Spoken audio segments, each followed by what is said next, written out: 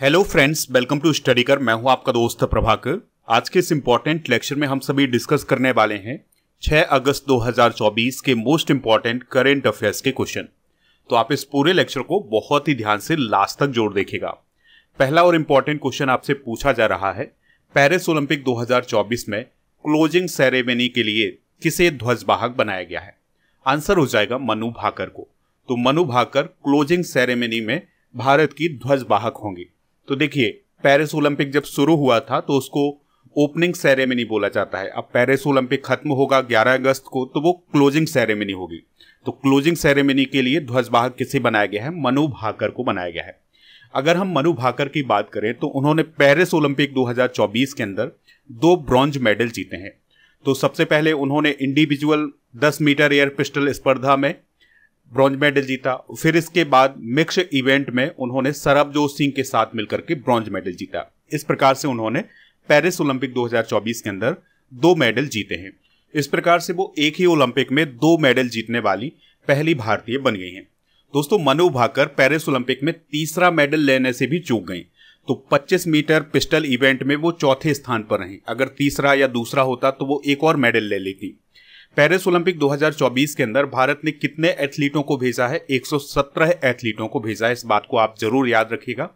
और जो opening ceremony हुई थी उसमें भारत की तरफ से कौन थे ध्वजवाहक? पीवी सिंधु और अचंता शरद कमल। तो पीवी सिंधु को आप सभी लोग जानते हैं, बैडमिंटन से रिलेटेड है, और अचंता शरद कमल ये टेबल टेनिस से रिलेटेड है। अच्छा, पेरिस ओलंपिक 2024 के अंदर भारत ने अब तक कितने मेडल जीत लिए हैं? तो 3 मेडल जीत लिए हैं। तो पहला जीता है मनु भाकर ने, दूसरा जीता है मनु भाकर और सरबजोत सिंह की जोड़ी ने, और तीसरा जीता है शूटिंग में स्वप्निल कुसाली ने।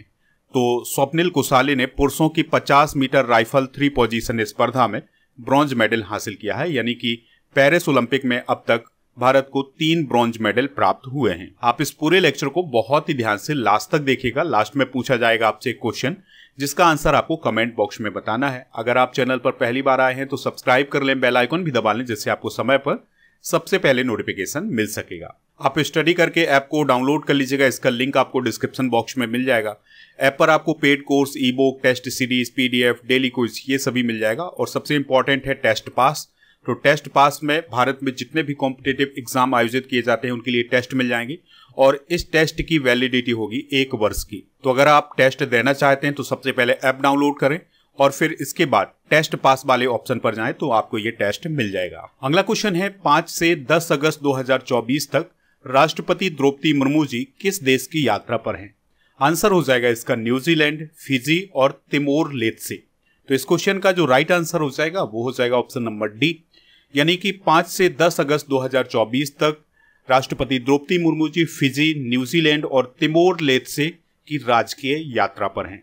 तो सबसे पहले वो फिजी जाएंगी, फिर इसके बाद न्यूजीलैंड, फिर अंत में वो तिमोर लेत्से जाएंगी।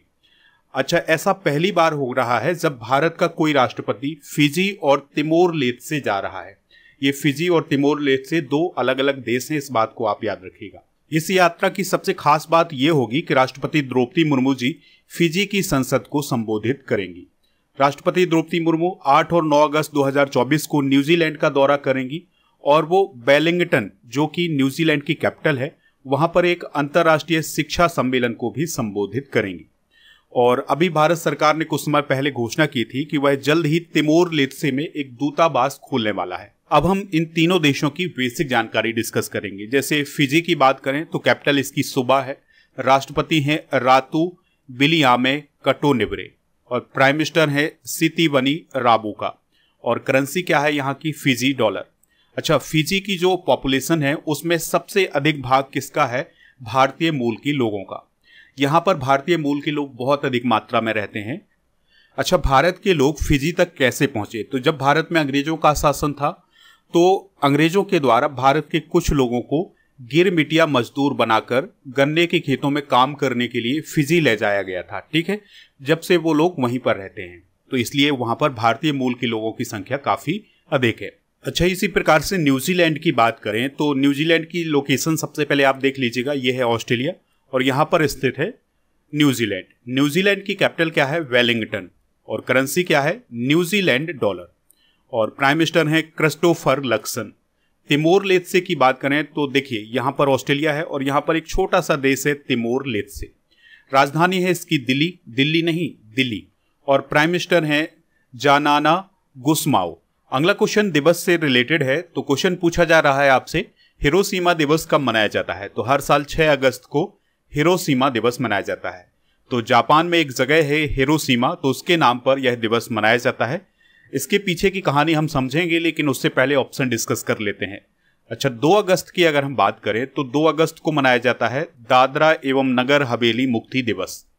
1 अगस्त को वर्ल्ड लंग कैंसर दिवस मनाया जाता है, यानी कि जो फेफड़ों का कैंसर होता है उसके प्रति जागरूकता बढ़ाने के लिए वर्ल्ड लंग कैंसर डे मनाया जाता है 1 अगस्त को। 3 अगस्त को हृदय प्रत्यारोपण दिवस मनाया जाता है। चलिए दोस्तों, इस दिवस को मनाने की कहानी को समझते हैं। तो आपको पता होगा कि द्वितीय विश्व युद्ध 1939 से 1945 तक चला था। तो इसी द्वितीय विश्व युद्ध के दौरान 6 अगस्त 1945 को अमेरिका के द्वारा जापान पर परमाणु बम गिराया गया था। तो 6 अगस्त को जो परमाणु बम गिराया गया था वो जापान के हिरोशिमा नामक शहर पर गिराया गया था, और जो बम गिराया गया था उसका नाम था लिटिल बॉय। तो उसमें 90,000 लोग मारे गए थे। तो इसी घटना को याद करने के लिए हर साल 6 अगस्त को हिरोशिमा दिवस मनाया जाता है। फिर इसके बाद अमेरिका ने 9 अगस्त 1945 को जापान पर फिर परमाणु बम से हमला किया और दूसरा परमाणु बम गिराया नागासाकी शहर पर, और उस परमाणु बम का नाम था फैटमैन। तो दोस्तों 9 अगस्त को नागासाकी दिवस भी मनाया जाता है, इस बात को भी आप याद रख सकते हैं। तो अगस्त माह में मनाए जाने वाले कुछ प्रमुख दिवस डिस्कस कर लेते हैं। जैसे 1 अगस्त को वर्ल्ड वाइड वेब डे मनाया जाता है। 1 अगस्त को मुस्लिम महिला अधिकार दिवस मनाया जाता है इंडिया में। 1 अगस्त को विश्व फेफड़े का कैंसर दिवस मनाया जाता है और 1 अगस्त को विश्व फिनटेक दिवस भी मनाया जाता है। 4 अगस्त को राष्ट्रीय अस्थि एवं जोड़ दिवस, 6 अगस्त को हिरोशिमा दिवस अभी हमने डिस्कस किया हुआ है, 7 अगस्त को राष्ट्रीय हथकरघा दिवस और 7 अगस्त को भाला फेंक दिवस यानी जेवलिन थ्रो दिवस भी मनाया जाता है। 8 अगस्त को भारत छोड़ो आंदोलन की वर्षगांठ मनाई जाती है। 9 अगस्त को नागासाकी दिवस, 10 अगस्त को विश्व जैव ईंधन दिवस और 10 अगस्त को ही अंतरराष्ट्रीय शेर दिवस मनाया जाता है। 12 अगस्त को अंतरराष्ट्रीय युवा दिवस। अच्छा, आप कमेंट बॉक्स में बताइएगा कि राष्ट्रीय युवा दिवस इंडिया में कब मनाया जाता है।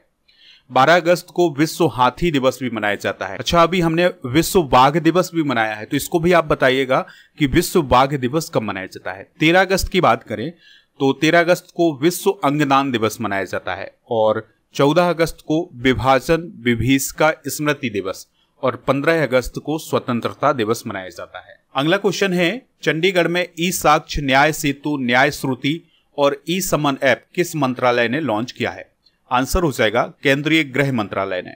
तो केंद्रीय गृह मंत्री कौन है? अमित शाह जी। तो इनके द्वारा चंडीगढ़ में 3 नए आपराधिक कानूनों के लिए ई साक्ष्य, न्याय सेतु, न्याय श्रुति और ई समन ऐप को लॉन्च किया है। दोस्तों अब हम इन सभी ऐप के फंक्शन डिस्कस करेंगे। तो सबसे पहले आपको ये याद रखना है कि ये जो ऐप लॉन्च किए गए हैं, ये ऐप 3 नए आपराधिक कानूनों के लिए लॉन्च किए गए हैं। तो ई साक्ष्य की बात करें तो अगर कोई भी केस है तो उससे संबंधित जो वीडियोग्राफी है, फोटोग्राफी है, गवाही, ई एविडेंस है, उनको सर्वर पर सेव किया जाएगा। और ई समन के द्वारा समन भेजा जाएगा, यानी संबंधित व्यक्ति को अगर समन भेजा जाएगा तो वो किसके माध्यम से भेजा जाएगा? ई समन के माध्यम से भेजा जाएगा। न्याय सेतु के तहत पुलिस, मेडिकल, फॉरेंसिक और अभियोजन और जेल ये सभी आपस में जोड़े जाएंगे। और न्याय श्रुति के माध्यम से न्यायालय वीडियो कॉन्फ्रेंसिंग के माध्यम से गवाहों की सुनवाई कर सकता है। तो इस प्रकार से ये जो ऐप लॉन्च किए गए हैं, ये 3 नए आपराधिक कानूनों के लिए लॉन्च किए गए हैं। अब ये 3 नए आपराधिक कानून कौन है? तो पहला है भारतीय न्याय संहिता यानी BNS, जिसमें 358 धाराएं हैं। फिर दूसरे नंबर पर है भारतीय नागरिक सुरक्षा संहिता यानी BNSS, इसमें 531 धाराएं हैं। और तीसरा है भारतीय साक्ष्य संहिता यानी BSA, तो इसमें 170 प्रावधान किए गए हैं। ये तीनों कानून 1 जुलाई 2024 से भारत में लागू हो गए हैं और दिसंबर 2023 में संसद में ये पारित किए गए थे। अच्छा, ये जो 3 नए आपराधिक कानून हैं, इनको किनके स्थान पर लागू किया गया है?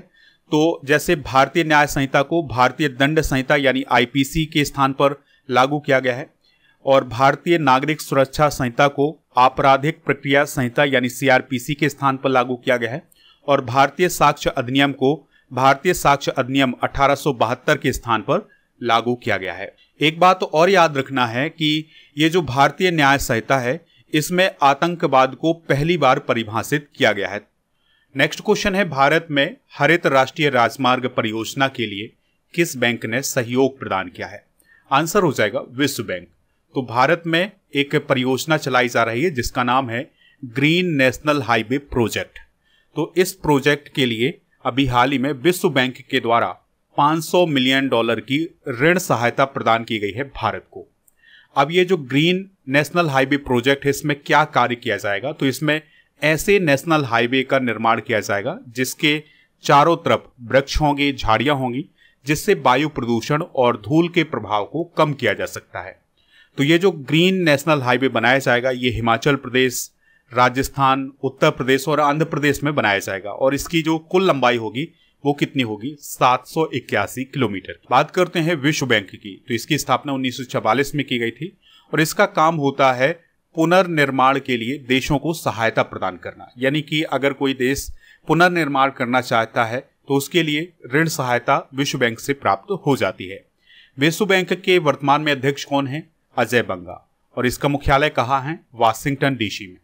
और प्रबंध निदेशक हैं एक्सल वैन ट्रॉटसेनबर्ग और प्रबंध निदेशक और CFO हैं अंशुला कांत और मुख्य अर्थशास्त्री हैं इंदरमीत गिल। तो ये फैक्ट भी आप नोट कर लीजिएगा। चलिए कुछ इंपॉर्टेंट करंट अफेयर्स डिस्कस करते हैं। तो अभी हाल ही में विश्व बैंक के द्वारा टॉप 100 बंदरगाहों की एक सूची जारी की गई थी जिसमें भारत के 9 प्रमुख बंदरगाहें शामिल किए गए थे। विश्व बैंक ने भारत के वित्त वर्ष 2025 के लिए विकास अनुमान को 6.6% रखा है। यानी कि विश्व बैंक ने ये कहा है कि भारत का जो विकास होगा 2025 में वो 6.6% की दर से होगा। राकेश मोहन को विश्व बैंक आर्थिक सलाहकार पैनल में अभी हाल ही में नियुक्त किया गया है। गीता बत्रा विश्व बैंक के GEF की पहली महिला डायरेक्टर बनी है। गोवा और विश्व बैंक ने अग्रणी जलवायु वित्त सुविधा अभी हाल ही में लॉन्च की है। अगला क्वेश्चन है, आरक्षण विरोधी आंदोलन हिंसक होने के बाद किस देश की PM शेख हसीना ने अपने पद से इस्तीफा दे दिया है? आंसर हो जाएगा इसका बांग्लादेश। तो बांग्लादेश की PM थी शेख हसीना, तो उन्होंने अपने पद से यानी कि प्रधानमंत्री के पद से इस्तीफा दे दिया है। अफगानिस्तान की बात करें तो यहाँ के कार्यवाहक PM हैं हसन अखुंद।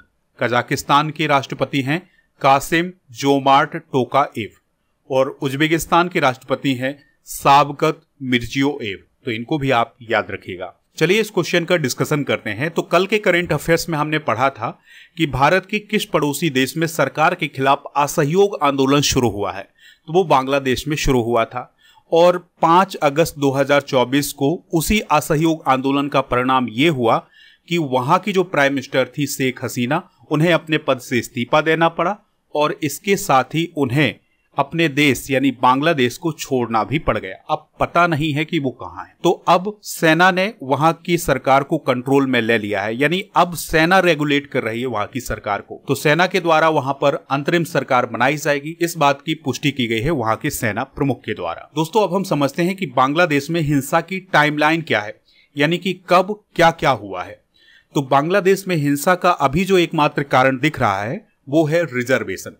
तो हुआ क्या है कि 5 जून 2024 को वहां के एक हाई कोर्ट ने स्वतंत्रता सेनानियों के परिवार के लोगों और अन्य को 56% रिजर्वेशन दे दिया सरकारी नौकरियों में। इसके बाद इस फैसले के खिलाफ प्रदर्शन होना शुरू हो गया। फिर 19 जुलाई 2024 को प्रदर्शन में एक ही दिन में 60 लोग से ज्यादा मारे गए। फिर 21 जुलाई 2024 को सुप्रीम कोर्ट ने हाई कोर्ट का फैसला पलट दिया और 56% से रिजर्वेशन को घटा करके 7% लागू कर दिया। ठीक है, फिर इसके बाद क्या होता है, 4 अगस्त 2024 को प्रधानमंत्री शेख हसीना को हटाने की मांग को लेकर फिर से हिंसा भड़की और करीब 100 लोगों की मौत हो गई। फिर इसके बाद 5 अगस्त 2024 को प्राइम मिनिस्टर शेख हसीना ने अपने पद से इस्तीफा दे दिया। दोस्तों ये जो प्रोटेस्ट था ये इतना खतरनाक था कि लोग प्राइम मिनिस्टर के घर में अंदर घुस गए और वहां की चीजों को बिखेर दिया, कुछ लेकर चले गए। इस प्रकार के दृश्य भी वहां पर देखे गए हैं। अब हम शेख हसीना के बारे में कुछ बेसिक जानकारी डिस्कस करते हैं।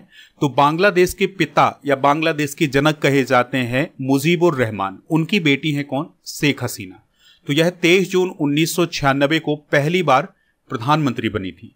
फिर इसके बाद 2001 से 2009 तक ये विपक्ष की नेता रही हैं। 6 जनवरी 2009 को दूसरी बार वो प्राइम मिनिस्टर चुनी गई और फिर 2014 में तीसरी बार प्राइम मिनिस्टर चुनी गई और 2019 में वह चौथी बार प्राइम मिनिस्टर चुनी गई और 2024 में वह लगातार चौथी बार और कुल 5वीं बार प्राइम मिनिस्टर चुनी गई। और फिर उन्होंने 5 अगस्त 2024 को रिजर्वेशन के चलते जो प्रोटेस्ट हो रहे थे, जो आंदोलन हो रहे थे, उसकी वजह से प्राइम मिनिस्टर के पद से इस्तीफा दे दिया। अगला क्वेश्चन है 33वें पेरिस ओलंपिक पर डाक विभाग के द्वारा जारी किए गए स्मारक डाक टिकट में किस खेल को दर्शाया गया है? आंसर हो जाएगा इसका भाला फेंक यानी जैवलिन थ्रो, फील्ड हॉकी, नौकायन, टेबल टेनिस। तो इस क्वेश्चन का जो राइट आंसर हो जाएगा वो हो जाएगा ऑप्शन नंबर ई। तो अभी हाल ही में 33वें पेरिस ओलंपिक 2024 को यादगार बनाने के लिए डाक विभाग के द्वारा कुछ स्मारक डाक टिकट जारी किए गए हैं। तो इसमें भाला फेंक, फील्ड हॉकी, नौकायन और टेबल टेनिस को दर्शाया गया है। और ये जो डाक टिकट जारी किए गए हैं इनको किसने जारी किया है? तो केंद्रीय संचार मंत्री हैं ज्योतिरादित्य सिंधिया और युवा मामले और खेल मंत्री हैं डॉक्टर मनसुख मंडाविया। तो इन दोनों लोगों ने ये डाक टिकट जारी किए हैं। कुछ इंपॉर्टेंट फैक्ट डिस्कस कर लेते हैं।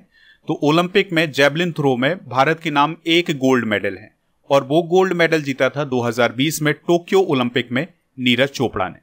भारतीय पुरुष हॉकी टीम ने अब तक कितने मेडल जीते हैं? तो आपको याद रखना है कि 12 मेडल जीते हैं, जिसमें से 8 गोल्ड, 1 सिल्वर और 3 ब्रॉन्ज मेडल शामिल हैं। 2020 के टोक्यो ओलंपिक के अंदर भारतीय पुरुष हॉकी टीम ने ब्रॉन्ज मेडल जीता था। लिएंडर पेस ओलंपिक में टेनिस में पदक जीतने वाले एकमात्र भारतीय हैं। उन्होंने 1996 अटलांटा ओलंपिक में पुरुष एकल में ब्रॉन्ज मेडल जीता था। अगला क्वेश्चन है भारत डायनेमिक्स लिमिटेड के द्वारा कितनी अस्त्र एम के फर्स्ट मिसाइल का उत्पादन किया जाएगा? आंसर हो जाएगा इसका 200।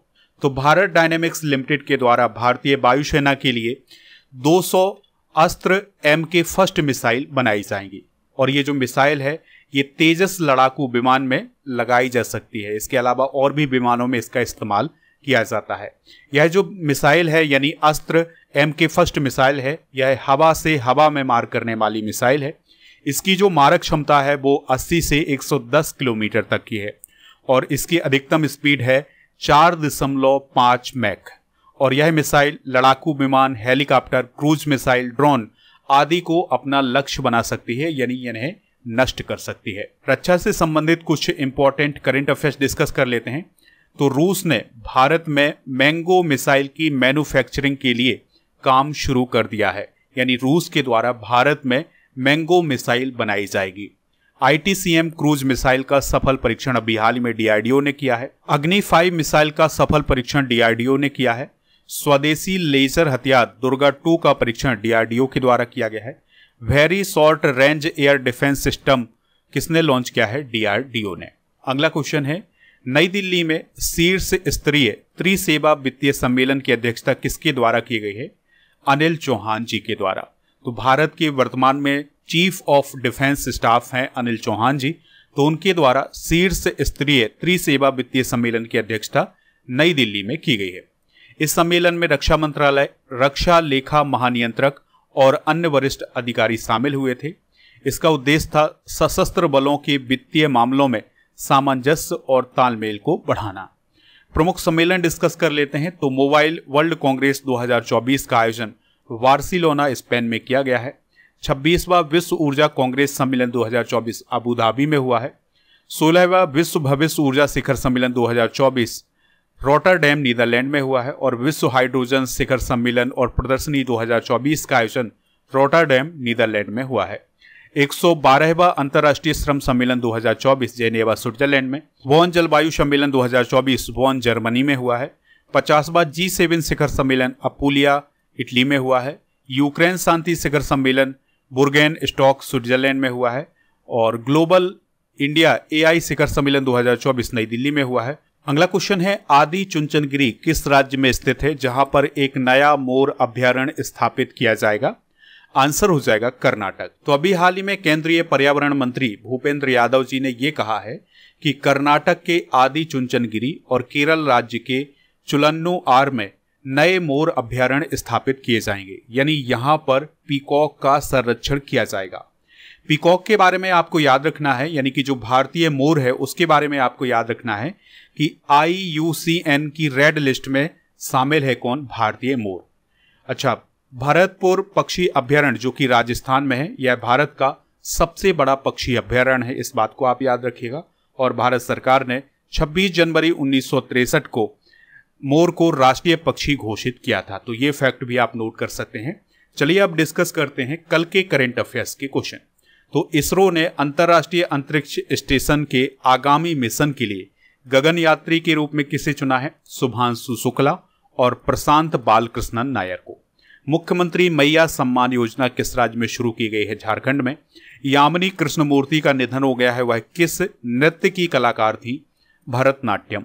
नितिन अग्रवाल किस अर्धसैनिक बल के महानिदेशक थे जिन्हें पद से हटा दिया गया है? VSF। हाल ही में भारत के किस पड़ोसी देश में असहयोग आंदोलन शुरू हुआ है? बांग्लादेश। मॉर्निंग कंसल्ट की सर्वे के अनुसार दुनिया के सबसे लोकप्रिय नेता कौन बने हैं? नरेंद्र मोदी। भारत के INS तबर ने किस देश के साथ एक समुद्री साझेदारी अभ्यास में हिस्सा लिया था? आंसर हो जाएगा रूस। गोल्डन स्लैम पूरा करने वाले दुनिया के 5वें टेनिस खिलाड़ी कौन बने हैं? नोवाक जोकोविच। ICAR CMFRI के निदेशक कौन बने हैं? Doctor ग्रेनसन George.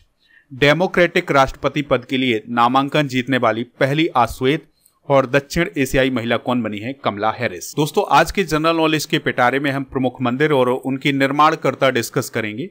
जैसे पुरी के जगन्नाथ मंदिर को अनंत बर्मन चोडगंग ने बनवाया था, और कोणार्क के सूर्य मंदिर को नरसिंह देव प्रथम ने बनवाया था। कंदरिया महादेव मंदिर जो कि मध्य प्रदेश के खजुराहो में है, उसको धंगदेव चंदेल ने बनवाया था।